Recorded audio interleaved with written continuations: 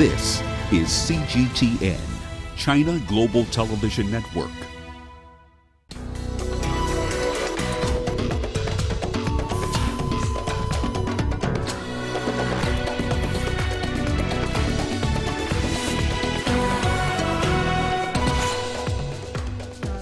The Sudanese welcome a power-sharing deal between the military and opposition groups as world leaders call for vigilance to ensure implementation. The UN and Libyan authorities call for the closure of migrant centers across Libya as the death toll from an airstrike on a detention center reaches 53. And Algerian protesters fill the streets on the country's 57th independence anniversary in calls for a national dialogue. Hello and a warm welcome to Africa Live on CGTN. I'm Lindy Mtongana in Nairobi. Also coming up this hour, President Cyril Ramaphosa calls on South Africans to embrace the fourth industrial revolution as the Digital Economy Summit begins in Johannesburg. And in sports, Benin stun AFCON hopefuls Morocco 4-1 in a penalty shootout. Well, we start the program in Nigeria, where police say they are still trying to rescue two Chinese workers who were kidnapped in the southern city of Edo. Now, the men who were abducted rather shortly after leaving their office at the close of work on Friday. A police orderly was killed in the incident. CGTN's Deji Badmus has more on that story. The police say they're doing everything to ensure the two Chinese workers are rescued safely, but they are not revealing much. No one yet knows the motive for the attack, but kidnapping for ransom is quite common in Nigeria's South region, and foreigners are often targeted. Now, the police say the kidnappers are yet to make any contact and no arrest has yet been made over the matter. This is actually the second time in about 3 months that Chinese nationals would be abducted. In April, 5 Chinese were kidnapped in the north-central state of Niger. They were later rescued in early May. This latest abduction happened at Utesi community along the Benin-Auchi road. That's on the outskirts of the southern Edo state capital. Now, the abducted men are staff of a glass and aluminium company operating in that state.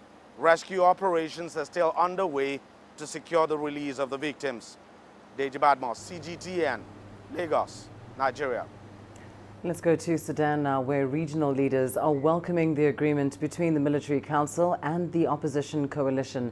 Ugandan President Yoweri Museveni met with the chairperson of the Transitional Military Council, Abdel Fattah al-Burhan al-Rahman. The newly inked agreement will have a sovereign council comprised of 5 civilian and 5 military members. Presidency of the council will rotate within a 3-year transitional period. Now, the Transitional Military Council will head the first 21 months, including 6 months for peace establishing efforts. The Forces for Freedom and Change will head the council for 18 months.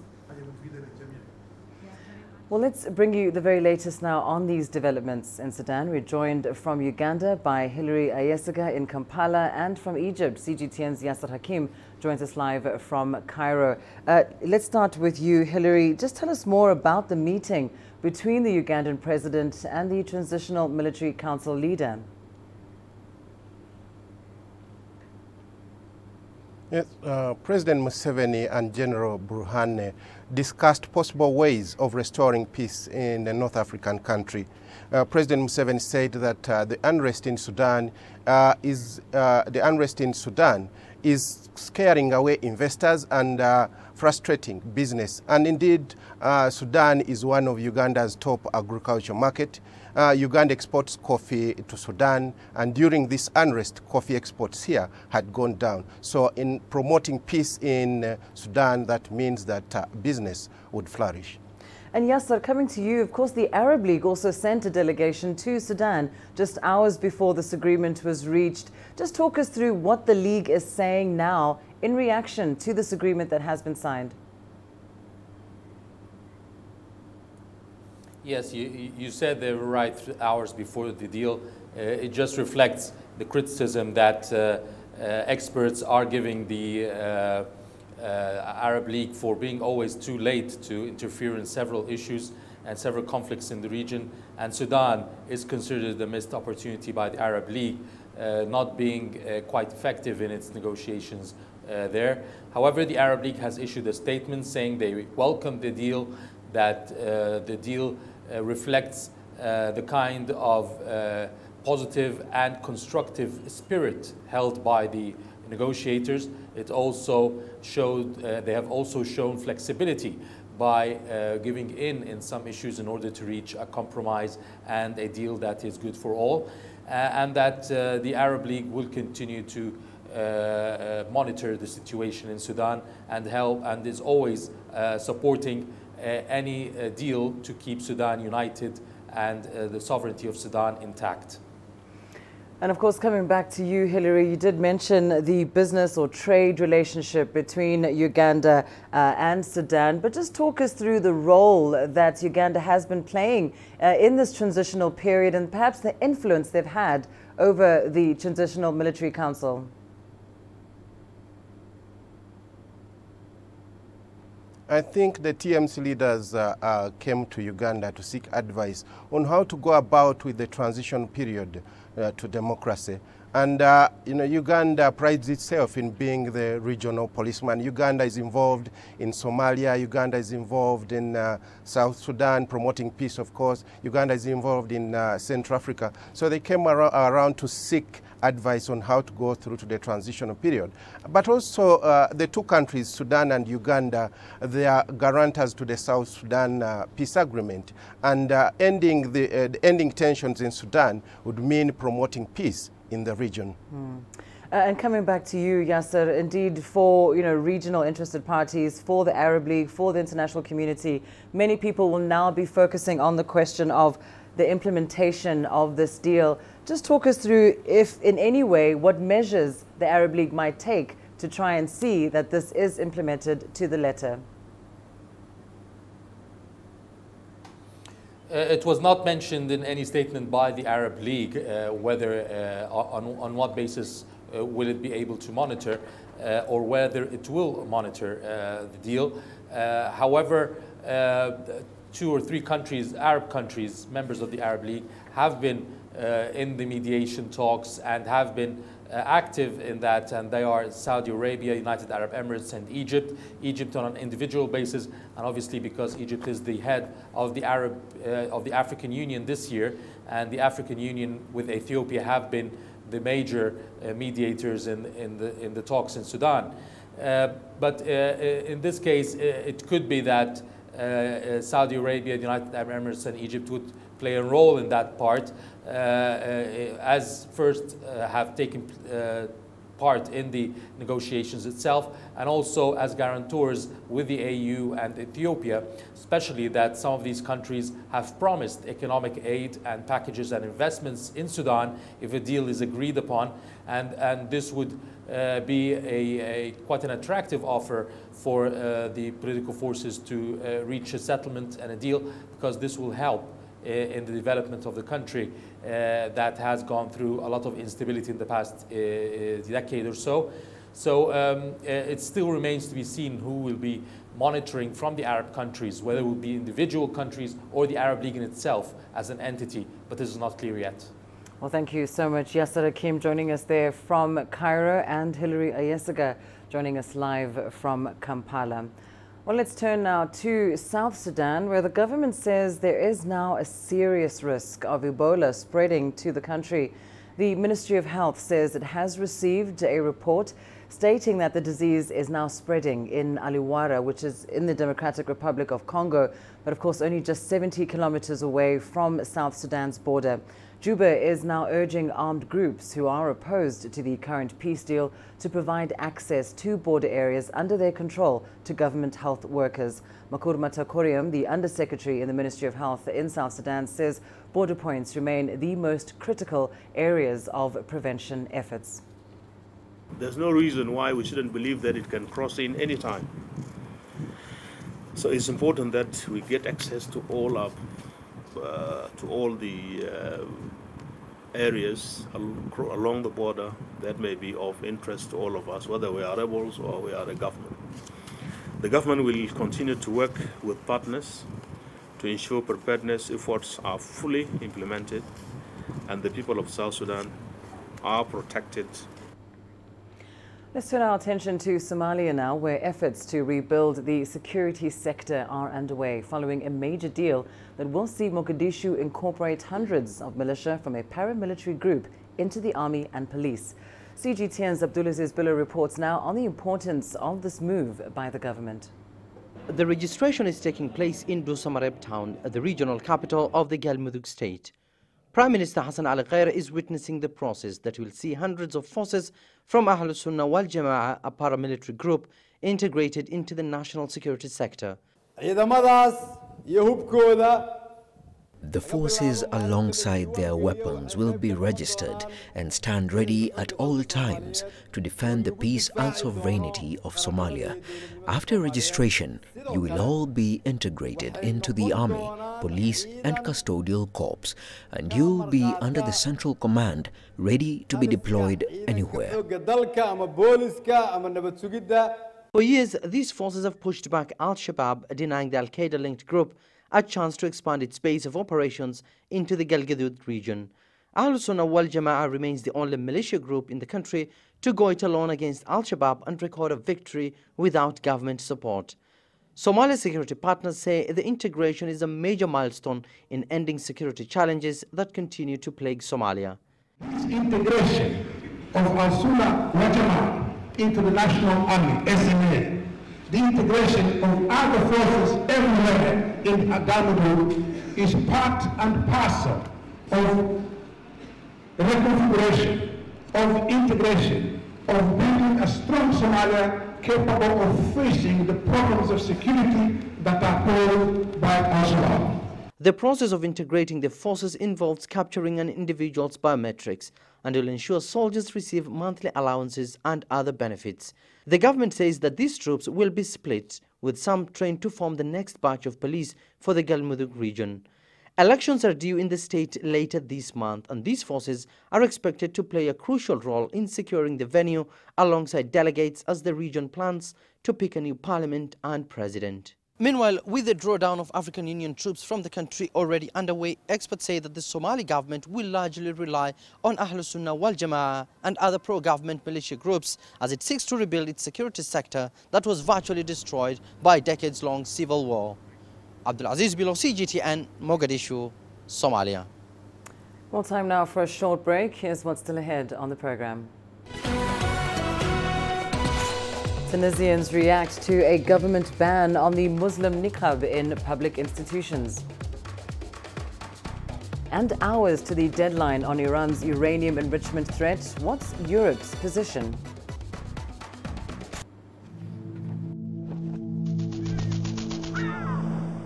How will your world change today? What happens here? What happens there? Or what you make happen for yourself. If it matters to you, it matters to us too. Your stories are the stories that need to be told. Africa Live. Find your voice.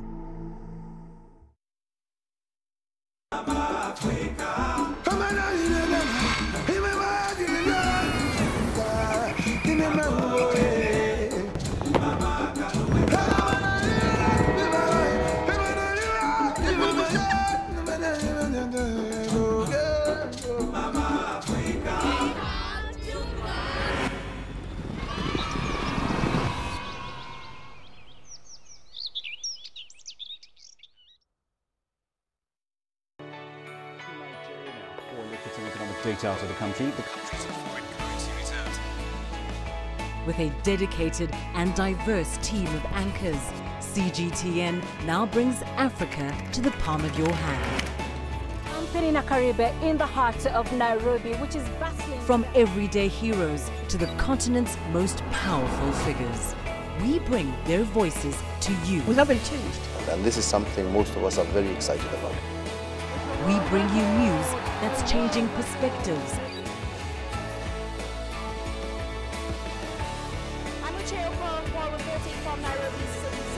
News that brings Africa to the world.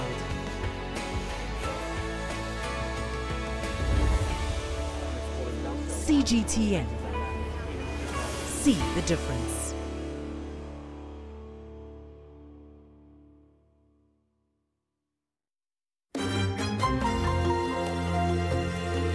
Africa Live.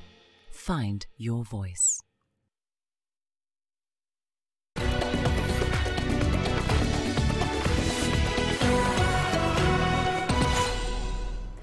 Senior officials from UN agencies and NGOs representing the Interagency Standing Committee this week visited Nigeria to assess the humanitarian situation in Borno, Adamawa and Yobe states.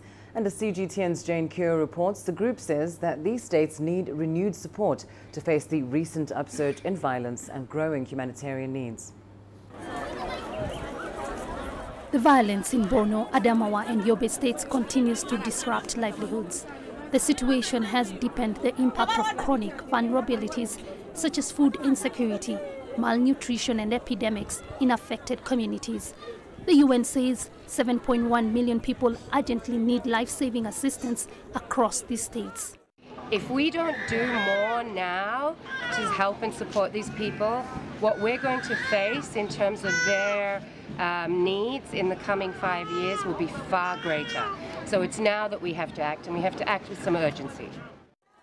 The UN and other NGOs representing the Interagency Standing Committee met with communities affected by the conflict in a bid to understand their needs better and to know how the humanitarian community can support them.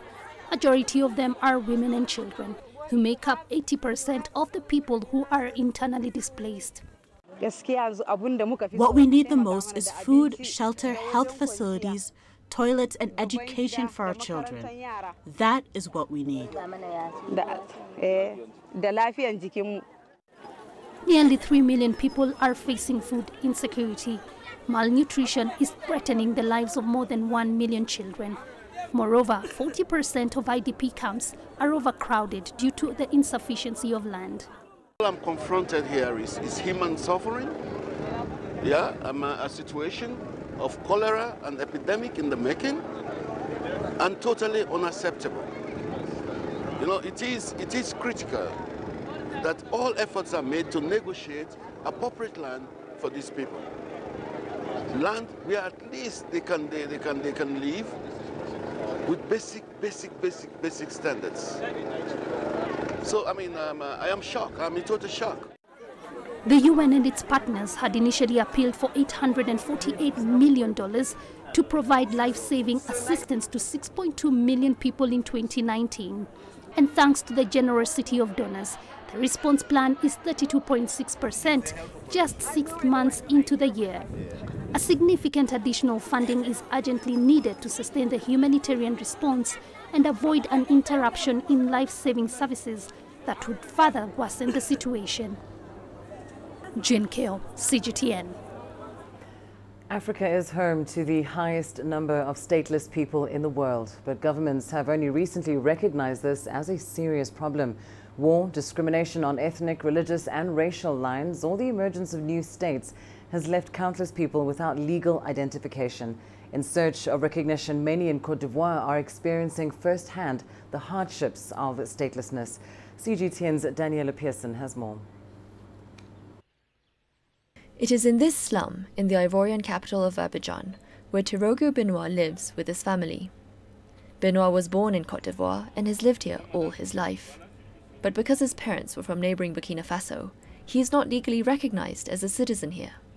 His wife, Sangare Abiba, whose parents are from Mali, faces the same problem.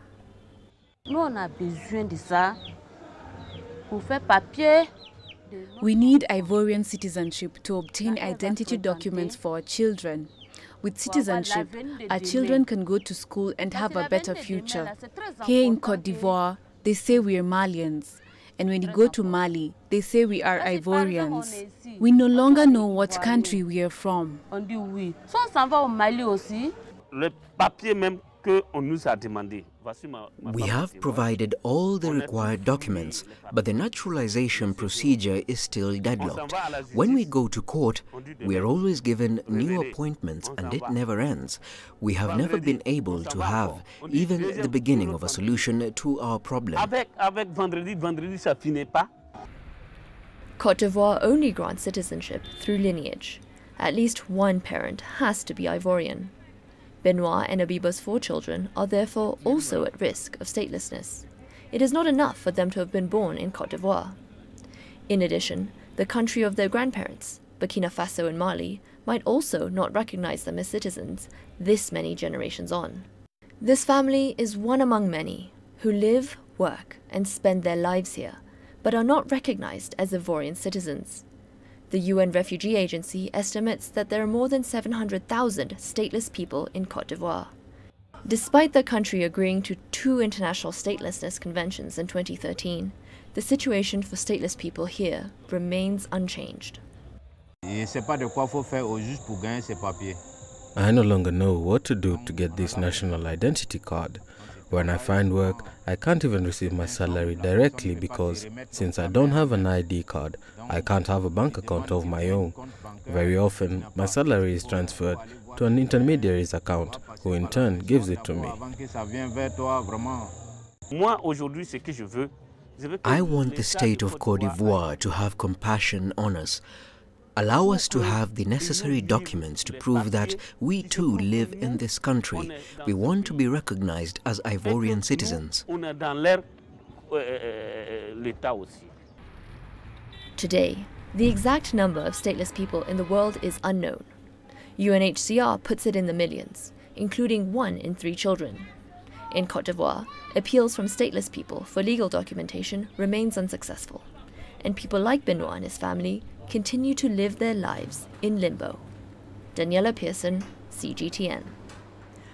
Let's turn our attention now to Tunisia, where authorities say the state of emergency decreed in 2015 has once again been extended. This, of course, because the country still faces imminent terror threats.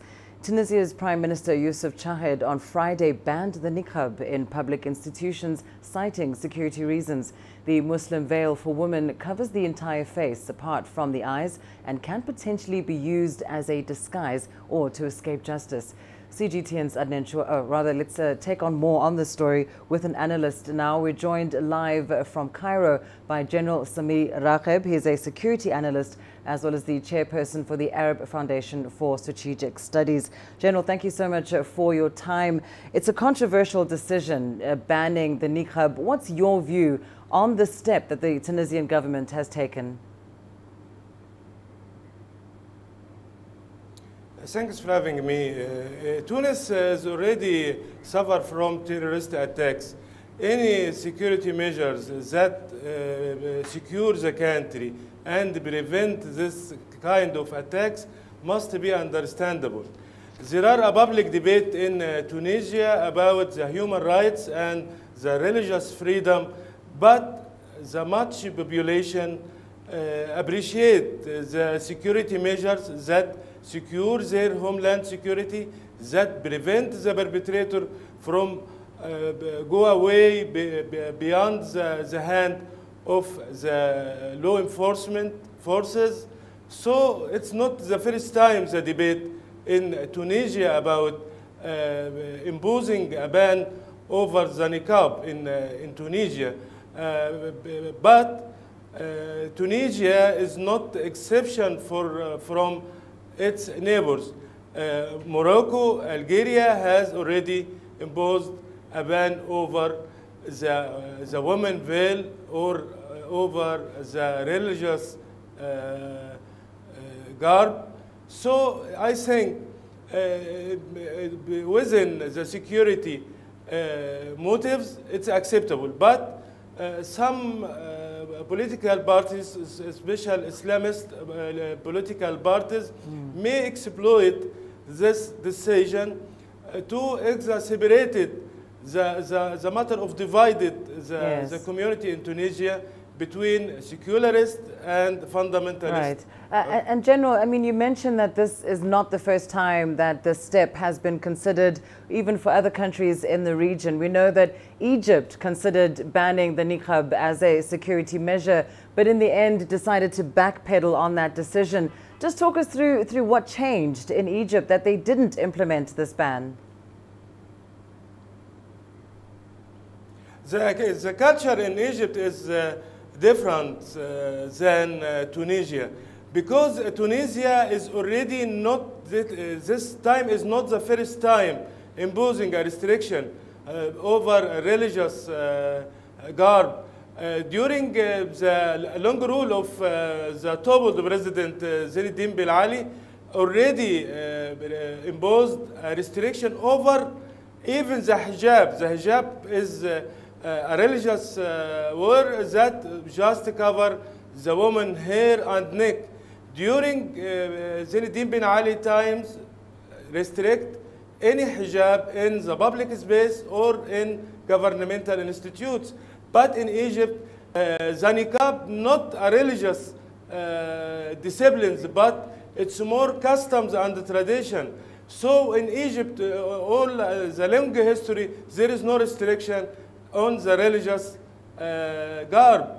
So if you make this, will make maybe a debate, make a division during the society. May the Muslim Brotherhood exploit this decision to attack the freedom, the attack of the terrorist attack against the regime by alleged motivation of restriction of religious freedom. So yes, the matter is different between Egypt and Tunisia. Tunisia maybe like its neighbor, like Morocco, like Algeria. Yes. The majority in Tunisia is secularist, not fundamentalist or extremist. Well, thank you so much, General Samir Raghib. We'll have to leave it there, but thank you so much for joining us there on that rather controversial topic, joining us, of course, from Cairo. Let's turn now to some other news. An Iranian military commander has threatened to seize a British ship in retaliation for the capture of an Iranian oil tanker. A court in Gibraltar ordered that the ship remain detained for another 2 weeks. British forces stormed it on Thursday for possibly breaking European Union sanctions on Syria. CGTN's Nathan King has the latest. After the recent downing of the US drone and tanker attacks blamed on Iran, this latest incident is further escalating tensions. The seizure of the Grace 1 by UK Special Forces is the first time one of Washington's European allies has so publicly enforced the US oil embargo against Iran and EU sanctions against Syria. According to Spain, which claims the Rock of Gibraltar as their own, the UK acted following a tip-off from Washington. Naturally, we are aware of this operation. Police patrol boats were guarding the area, but we're studying the circumstances in which it happened. It was a demand by the United States to the United Kingdom, and we're looking into how it affects our sovereignty, because it happened in what we understand are Spanish waters. Iran has responded angrily and remains defiant. Tehran has already exceeded limits on uranium enrichment set by the nuclear deal that Washington abandoned a year ago. An Iranian senior commander tweeted this after the seizure of the ship, saying, "In its 40-year history, the Islamic Revolution has never initiated conflict in any arena, but has never hesitated or doubted itself when responding to bullies. If Britain does not release the oil tanker, then it's the authorities' duty to take action in kind and seize a British oil tanker." Washington is delighted that an ally is enforcing the oil embargo. Hawkish US National Security Advisor John Bolton tweeted, "Excellent news. UK has detained the supertanker Grace 1 laden with Iranian oil bound for Syria in violation of EU sanctions. America and our allies will continue to prevent regimes in Tehran and Damascus from profiting off this illicit trade." Tensions with Tehran continue with no talks in sight and no relief for Iran from crippling sanctions. And addressing Iran tensions at the White House Friday, US President Trump said, "We'll see what happens with Iran," and then added, "Iran has to be very, very careful." Nathan King, CGTN, Washington. Well, staying with this story, our Timothy Ulrich takes a look back at what led to this current crisis. Whether or not the UK was acting at the request of the US, the Iran situation has taken an arduous turn. The UK, along with Germany and France, make up the E3, three European powers Iran put its faith in to alleviate the strain of US sanctions. Since Washington pulled out of the Iran nuclear deal in May last year, the E3 has been the driving force to keep Tehran in the agreement. To do this, they set out to create an alternative trade channel known as INSTEX that will allow Iran to trade with other countries without falling under the watchful eyes of the US. But Iran is arguing the E3 has little to show for this. And exactly a year after America's withdrawal, President Hassan Rouhani gave them an ultimatum. If in 60 days the Europeans come to the negotiating table, we reach a conclusion, and our main interests, especially regarding oil and banking, are met, we'll go back to the previous agreement. The problem was the E3 diminished INSTEX from being a way to facilitate Iranian exports to a mechanism that allows Iran to receive humanitarian goods. This was done to ensure European companies wouldn't be sanctioned by the US, but to Iran, this just wasn't enough. Under US sanctions, Iran could still receive humanitarian goods already. And it wasn't looking for aid, it was looking for relief from punitive measures put there by the US after it breached the nuclear deal. Iran has already surpassed its stockpile limits. And now, the E3 just has 1 day before Iran's deadline to increase uranium enrichment levels ends. France's finance minister Bruno Le Maire says INSTEX's first transaction will happen in the coming days. But whether or not that will happen, if it's up to par with Iran, and if its faith in the E3 is well deserved, are just some of the next big questions. Timothy Ulrich, CGTN. Well, time now for a short break. Here's what's coming up in your business news. President Cyril Ramaphosa calls on South Africans to embrace the fourth industrial revolution as the Digital Economy Summit begins in Johannesburg. And Tanzania's biggest trade fair is in full swing in Dar es Salaam. Africa is the nexus of enterprise, and global business will tell you why it matters. From the mega investment projects to multi-billion-dollar mergers and acquisitions. Africa today collects, just in terms of revenues from taxes alone, $545 billion a year. If you take 10% of that and you devote it to the energy sector, problem solved. All this on Global Business, weekdays at this time on CGTN. There's more to this place than just glorious landscapes. There's more to it than just, say, Table Mountain or glorious, endless salt flats. There's more to it than countries that are home to some of the deepest mines in the world. There is so much more to this place, even if it is home to some of the finest diamonds on the planet. It is the sheer diversity of the people who call Southern Africa home, and the relentless drive to make it a better place that make it so special. And we know that because this too is home.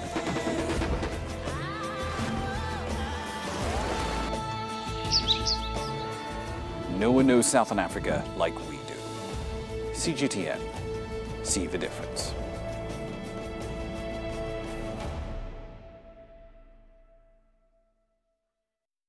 Nigeria is my home. 160 million vibrant, ambitious individuals constantly seeking the perfect self-expression. It is these people who inspired me to be that person that is seen, to be a voice that is heard, and ultimately to be the anchor that I am. I have to tap in, tune in, and turn on the very best qualities within me to deliver the news. I'm Richard Nta, an anchor for CGTN.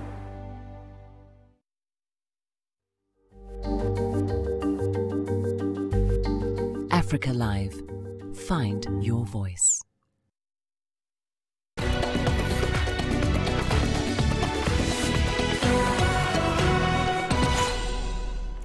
In your business news, Uganda and China have begun an academic exchange program to boost vocational skills in the East African country. The project is part of China's Belt and Road Initiative and will include a huge expansion of oil and gas production. CGTN's Hilary Ayesiga reports. Chinese and Uganda vocational trainers are meeting to discuss ways to meet the demand for 25,000 oil and gas workers. To meet an expected surge in demand in the Ugandan energy sector in the coming years. Uganda is in partnership with the Chinese government to not only to prepare the human resource, but also to give us the practical experience. These people have been in this industry, oil and gas, for a very long time. Uganda is preparing to commercialize oil and gas production by 2023. The government expects 75% of the jobs created to require technical skills, including welders, drivers, and electricians. We have trained 30, for last year of that 3G certified trainers. Actually, now some of them they have in different areas. Some of them are working in some oil potential company contract. Some are working on some manufacturing company. Some even be trained as a trainer to train other people. That's what's it. They will work on key infrastructure projects, including refineries and pipeline projects. I really encourage companies to have those embedded trainings, so-called on-job training, and on-the-side training is very much needed. Uganda has over 6.5 billion barrels of proven oil reserves. As Uganda warms up for its first oil drop in 4 years' time, it is hoped that such initiatives will help polish skills of young people who want to contribute towards the development of their country. Hilary Ayesiga, CGTN, Kampala. President Cyril Ramaphosa has called on South Africans to embrace the fourth industrial revolution. Ramaphosa made the remarks at an inaugural Digital Economy Summit in Johannesburg. The event was held in partnership with the public and private sectors as well as civil society. CGTN's Zulisa Njamela has the details. President Cyril Ramaphosa brought together public and private sector players at this summit. He wants to turn around the economic fortunes of South Africa, looking to digital technology to drive the country's GDP growth rate. The Fourth Industrial Revolution, or 4IR Digital Economy Summit, also included technology companies, executives, and government officials. And given what we know today about the potential benefits about what the Fourth Industrial Revolution can yield, we must embrace this historic confluence of human insights and engagement, artificial intelligence, and technology to rise to the challenges to be able to enable us to address poverty, inequality, as well as unemployment, which is the biggest triple problem that we face in our country. This revolution must be harnessed and placed at the disposal of the programs of transformation on which our country has embarked on since 1994. Using the latest digital technologies and platforms, South Africa also stands to transform the outlook of our economy by ensuring that government services, trade, banking, and infrastructure delivery are carried out in a smart and efficient manner. The summit's theme is positioning South Africa to be globally competitive in the Fourth Industrial Revolution. 4IR South Africa is an alliance between the Department of Communications and Digital Technologies and a number of telecommunication companies, some universities here in South Africa. The partnership now also includes global technology giant Huawei. Huawei has been in South Africa for 2 decades, helping the country build its network. The company believes AI or artificial intelligence will change the way we view the world. AI will change the world. And we also think the more traditional industry will be more benefits of the AI technology used. For Huawei, we have an opinion. The AI will be influenced all the industry and also will be changed the job ecosystem. Everyone knows this story. 100 years ago when the car coming and all the horse drivers are compliant. The car will destroy my job. But don't forget, the industry revolutions generate more jobs than the horse drivers. The future, now today, some people talk AI is change the people's jobs. The people will lose job because of the AI. But don't forget, AI will generate more jobs.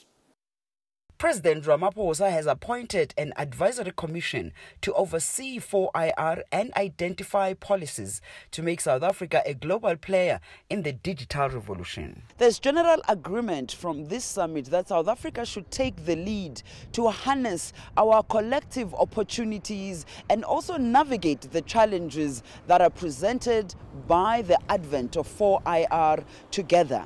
Yudison Jamela for CGTN in Midrand, South Africa. Tanzania's biggest trade fair is back. In its 43rd edition, the focus for Dar es Salaam's International Trade Fair this year is connecting agriculture to the country's industrial drive. Over 3,500 companies are expected to showcase their products at this year's event. CGTN's Daniel Kijo reports. It's the biggest shopping and business showcase in Tanzania. The theme this year is agricultural product processing for industrial development, one that supports the government's vision to become a mid-industrialized nation by 2025. The fifth phase government is focused on an industrial economy. So we want people coming to the fair this year to find solutions to the challenges of not having machinery, but also in the market side. We want them to use the trade fair to expand markets for their products. Farmers and fishermen produce 95% of the food consumed in Tanzania, despite limited access to modern agricultural tools. Each pavilion at the trade fair offers an opportunity for traders, farmers and homeowners. This year's theme focuses on adding value to goods through machinery and automation. Potential users are able to learn and test various equipment and possibly make a decision that could increase production and profits. Fred Yao and his team from Poly Machinery have been operating in Tanzania for the last 7 years. He says he has seen an increase in Tanzanians opening small-scale factories. This year, up to now, I already found more and more customers are very interested in our combined rice mill, oil mill, even for our simple machine, just like a wheat thresher and a maize peeling machine.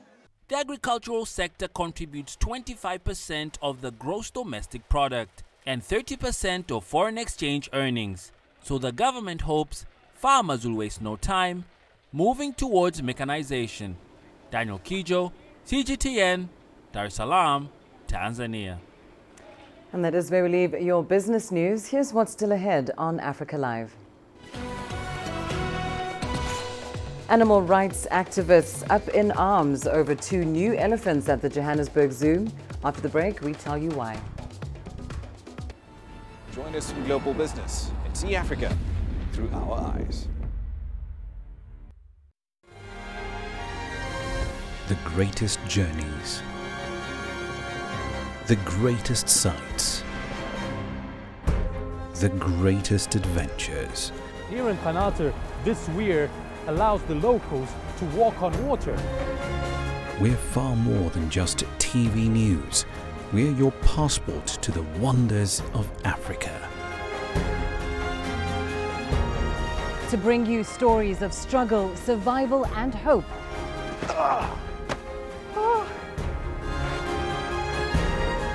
So let's explore.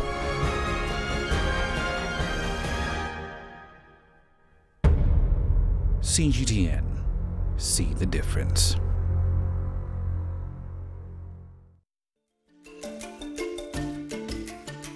Africa Live. Find your voice.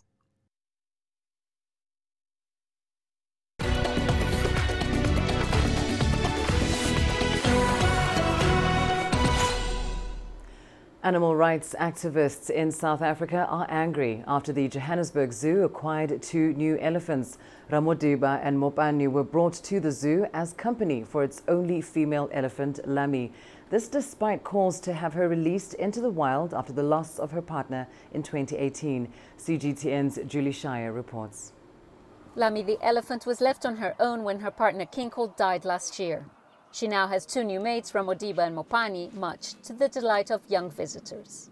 And I think it's so cool that I get to see an elephant, because I haven't seen an elephant in a long time, and she's beautiful, and it's cool that she's like 40 years old, and then she's going to be with elephants that are younger than her. I think it's very cute because people can see him, and they're better because they don't get killed and stuff and get poached. It will take a few weeks before the new elephants are trained and completely familiarized with their new home, but for now interactions with their new friend Lami is limited. They've been housed in a separate area from Lami for now. They've had introductions over the boma fence. They are able to smell one another, touch one another, but for now they're not allowed full contact. Another thing is the boundary moat that we have here. We want to make sure that when they are introduced, there's going to be no pushing and shoving, and we have, an incident where an elephant ends up in a moat. But not everyone's happy. The arrival of Ramodiba and Mopani has sparked outrage from animal rights activists who want Lami released. This zoo is too small anyway to cater for 3 elephants, and we believe that the right thing would have been for the zoo to let Lami go to a sanctuary where she could have spent the rest of her days in peace. What they did was, in secrecy, obtain another 2 elephants, and all it does is perpetuate the cycle of cruelty about elephants in captivity. Pro-animal organizations have accused the zoo of underhanded tactics and wasting taxpayers' money. It has admitted to paying more than $100,000 to acquire the elephants, but denies any wrongdoing. We have complied 100% with the Gauteng Department of Agriculture and Rural Development's elephant plans. We have a moral obligation to make sure that we can accommodate these elephants or animals in our care. And we have an off-site space in Parys, which is 600 hectares in size. And this would be an alternative plan if for some reason the elephants here are not able to cope. The zoo says the elephants will be closely monitored through the transition, and there are plans to widen the enclosure. But activists are not backing down and are calling for a boycott of the facility. Julie Shara, CGTN, Johannesburg, South Africa. And here's what's coming up in your sports news up next. Benin stun AFCON hopefuls, Morocco 4-1 in a penalty shootout. Africa, where champions are made, records are broken, legends are born. We're there for every goal, for every knockout, for every step of the way. Match Point, only on CGTN.